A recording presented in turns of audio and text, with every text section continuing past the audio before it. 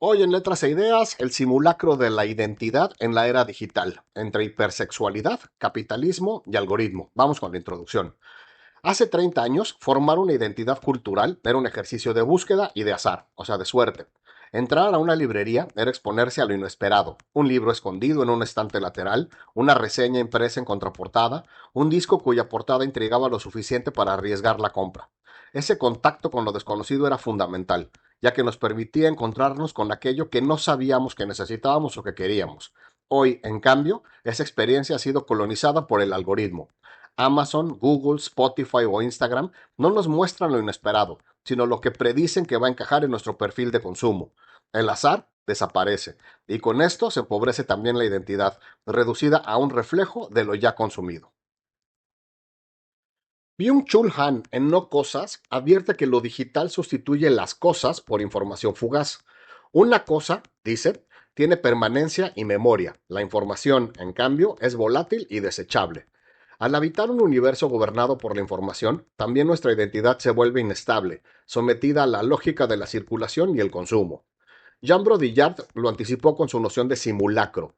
Lo que llamamos identidad ya no es la expresión de un ser, sino una copia sin original, un signo que solo remite a otros signos. La tesis que guía este ensayo es que todo intento de construir una identidad personal en la era digital es absorbido y distorsionado por la maquinaria industrial hasta transformarse en un simulacro. En esta dinámica convergen tres fuerzas: la hipersexualidad, que convierte al cuerpo en mercancía; el capitalismo, que mercantiliza incluso el deseo y la política; y los algoritmos, que refuerzan sin cesar un horizonte de consumo cerrado. El simulacro y la disolución de lo real. Jean Baudrillard advirtió que el signo terminaría emancipándose de lo real hasta volverse autónomo. En la era digital, esa advertencia ya se cumplió. El yo físico y el yo digital se han distanciado tanto que ya no guardan parecido alguno. El cuerpo, con sus imperfecciones, con sus olores y fragilidades, resulta siempre insuficiente frente al avatar cuidadosamente editado, optimizado para generar deseo y reconocimiento. En las redes sociales, el sujeto ya no vive para sí mismo, sino para el espejo del simulacro, o sea que mide su valor en función de métricas y no de experiencias. El drama filosófico radica en que la representación ha dejado de ser reflejo para convertirse en realidad autónoma.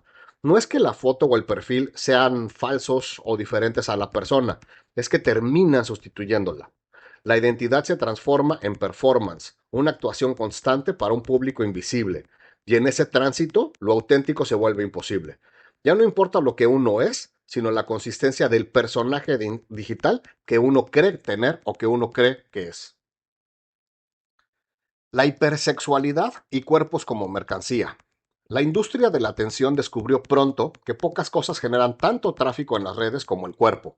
La hipersexualidad no es un fenómeno accidental, sino una estrategia estructural. Las plataformas dan premios, premian con visibilidad aquello que excita, provoca o seduce. El resultado es que la identidad se convierte en escaparate erótico permanente y el cuerpo en capital simbólico que se intercambia de forma de likes y de seguidores. Este proceso trae consigo consecuencias profundas. En lo psicológico, el individuo se enfrenta a expectativas imposibles, que son cuerpos perfectos, disponibilidad sexual constante, una estética artificial que produce ansiedad y frustración. El yo físico se percibe como defectuoso frente al yo digital, generando disociación y alienación. En lo social, las relaciones se transforman. La intimidad deja de ser un espacio de vulnerabilidad compartida, para volverse en un escenario donde se actúa un guión aprendido en la pantalla. Lo erótico ya no es encuentro, sino performance. La paradoja es que mientras más se sexualiza la representación, o sea, el avatar, más se empobrece la experiencia del deseo. Lo erótico, convertido en mercancía, se vuelve inalcanzable. El deseo deja de ser un vínculo humano para convertirse en una deuda infinita. Nunca se está satisfecho, porque siempre hay otro cuerpo más atractivo que desfile en la pantalla. El capitalismo y la mercantilización del deseo. El capitalismo tardío ha demostrado una capacidad inagotable para mercantilizar todo lo que toca. El deseo no ha sido la excepción. En la lógica de consumo, las relaciones afectivas y sexuales se gestionan como productos. Se eligen, se prueban, se descartan. El otro deja de ser un sujeto con el que se construye un vínculo para convertirse en un bien intercambiable, o sea que podemos cambiar de pareja rápidamente. Así, el amor y el sexo se reducen a experiencias de consumo rápido, siempre reemplazables por algo mejor. Los medios de comunicación tradicionales han contribuido a consolidar esta lógica. Las películas de Hollywood, los videoclips, los videojuegos y la publicidad no programan a las personas como autómatas, pero sí configuran un horizonte simbólico. Lo que vemos en ellos no son cuerpos ni amores, sino discursos sobre lo deseable y lo que es valioso. La cultura de masas, siguiendo el análisis marxista clásico, funciona como apartado ideológico del capital. Naturaliza los roles de género, normaliza la sexualización y convierte el éxito económico en condición del valor masculino. Incluso la diversidad, que alguna vez representó resistencia, es absorbida por la máquina mercantil. Los modelos andróginos y la visibilidad de identidades LGBT enriquecen la pluralidad cultural, pero al mismo tiempo se transforman en nichos de mercado. La diferencia se vuelve tendencia, una marca que se consume. La subversión se neutraliza en el momento en el que se comercializa.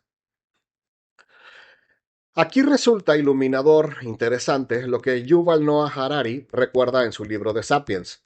Las empresas no existen en el plano físico, son ficciones colectivas, acuerdos legales en papel. Sin embargo, en la era digital, esas ficciones, las empresas, se visten de piel humana. Las corporaciones adoptan voz, humor y moralidad en redes sociales. Se presentan como verdes, como inclusivas o como éticas. El capital, el dinero, se disfraza de individuo y el ciudadano ya no distingue entre la interacción personal y la comercial. El hacer que las empresas parezcan humanos o que parezcan personas culmina así en un simulacro. El mercado se convierte en sujeto con rostro.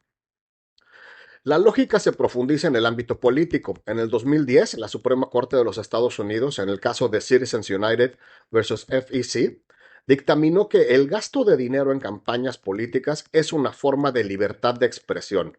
Con esta decisión, el dinero adquirió estatus de discurso político. Las corporaciones pueden ahora invertir sumas ilimitadas en propaganda electoral, desplazando la voz del ciudadano. La democracia se transforma en simulacro de pluralidad. Parece que todas las voces cuentan, pero solo se escucha a quienes pueden pagar por ser escuchados. El economista Yanis Varoufakis propone un término para comprender la mutación del capitalismo en este contexto. Él lo llama tecnofeudalismo. Ya no se trata de un mercado competitivo, sino de feudos digitales dominados por pocas plataformas como Google, Amazon, Meta, que es Facebook, WhatsApp e Instagram, y Apple, que controlan el espacio mismo donde circula la información y el consumo. No compiten en el mercado, ellos son el mercado. Y los usuarios, lejos de ser consumidores libres, se convierten en siervos digitales que pagan tributo con su atención y con sus datos que damos completamente gratis. El algoritmo como máquina de reforzamiento simbólico. Si el medio cultural ya influye en las percepciones, el algoritmo radicaliza esta operación. No se limita a mostrar contenido, sino que selecciona, filtra y repite hasta construir un entorno cerrado, una burbuja. Si un usuario se detiene unos segundos en un video hipersexualizado, el sistema interpreta una preferencia y refuerza esta línea hasta saturar el horizonte. Lo que era curiosidad se convierte en realidad exclusiva. La diferencia con la experiencia cultural de hace unas décadas es clara. En una librería, el azar, la suerte, era parte esencial del descubrimiento. Como ya platicábamos, el libro inesperado podría abrir muchos mundos insospechados. Hoy, el algoritmo elimina lo inesperado porque no es rentable. En su lugar, ofrece lo previsible, lo que garantiza consumo inmediato. De este modo, no solo se empobrece el acceso a la cultura, sino también la construcción de la identidad, que queda reducida a un círculo cerrado de intereses confirmados. O sea que lo que ya vi es lo que me van a mostrar y mostrar y mostrar. El algoritmo es, en términos filosóficos, la máquina de simulacro por excelencia. No muestra la realidad, sino una versión calculada de ella. El individuo vive entonces en una hiperrealidad algorítmica donde la suerte y el descubrimiento, condiciones muy importantes de la experiencia auténtica humana, ya desaparecieron. Conflictos sociales, psicológicos y filosóficos. La convergencia de simulacro, hipersexualidad, capitalismo y algoritmos produce tensiones en múltiples niveles. En lo social, las relaciones se fragmentan, los vínculos se vuelven efímeros y la superficialidad se normaliza como criterio de valor. En lo psicológico, la disociación entre el yo físico y el avatar, el yo digital, genera ansiedad, baja autoestima y alienación del propio cuerpo. En lo filosófico, se erosiona la noción misma de autenticidad. Lo real pierde sentido. El eros, lo erótico, se convierte en mercancía y hasta la democracia se vuelve espectáculo. Conclusión. La industria cultural no solo produce mercancías, produce identidades, pero en su operación devora lo personal, lo íntimo y lo político. Lo reduce a todos signos circulantes. El individuo cree que construye un yo, pero en realidad es el mercado el que lo diseña a su medida. El resultado es un sujeto alienado, atrapado en un simulacro donde el deseo nunca se satisface, donde la intimidad es actuación y donde la democracia se mide en dinero invertido. La pregunta que queda abierta es si es posible rescatar un espacio auténtico en un sistema que convierte incluso la resistencia en mercancía. Tal vez la única forma de resistencia sea la más frágil, la búsqueda deliberada de lo inesperado, de lo que no encaja en la lógica del algoritmo. Solo ahí podría sobrevivir un resquicio de identidad genuina, una grieta en el simulacro.